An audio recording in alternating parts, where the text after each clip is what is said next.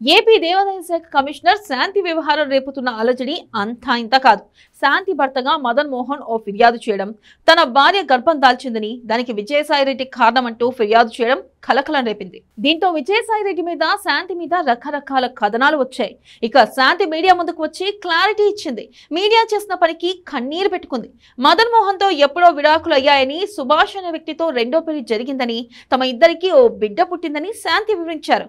ఇక విజయసాయిరెడ్డి కూడా మీడియా ముందుకు వచ్చారు. తన మీద ఇలాంటి అసత్య ప్రచారాలు చేసేవారిని వదిలిపెట్టనని అన్నారు. కావాలనే తన ప్రతిష్టను దెబ్బతీయాలని ఇలాంటి అబద్ధపు కథనాలు ప్రచారం చేస్తున్నారని మండిపడ్డారు. అయితే ఈ మధ్య ప్రతి పరిణామంపై రియాక్ట్ అవుతున్న హీరోయిన్ పూనం కౌర్ దీని మీద కూడా స్పందించింది. మీడియాను ఓ ఆట ఆడుకుంది. మీడియా అంటేనే ఇలా ఉందని, ఇప్పుడు బ్లాక్ మెయిల్ చేయడమే మీడియా పనిగా పెట్టుకుందని, తమ ఎజెండాలకు తగ్గట్లుగా తలొంచేలా చేస్తుందని మీడియా మీద ఆగ్రహం వ్యక్తం చేసింది. ఇక మీడియా ముందుకు వచ్చిన మహిళా అధికారి గిరిజన మహిళలకు అండగా నిలబడ్డాన్ని ప్రశంసిస్తున్నాను. తన విషయంలోనూ ఇలానే చేశారని ఆరోపించారు. ప్రెగ్నెంట్ అయిందని, మనీ తీసుకుందని, పని కోసం ఇలా చేసిందని చెప్తారని, మనం ఏడిస్తే, కన్నీరు కారిస్తే అదే వారి విజయం అవుతుంది.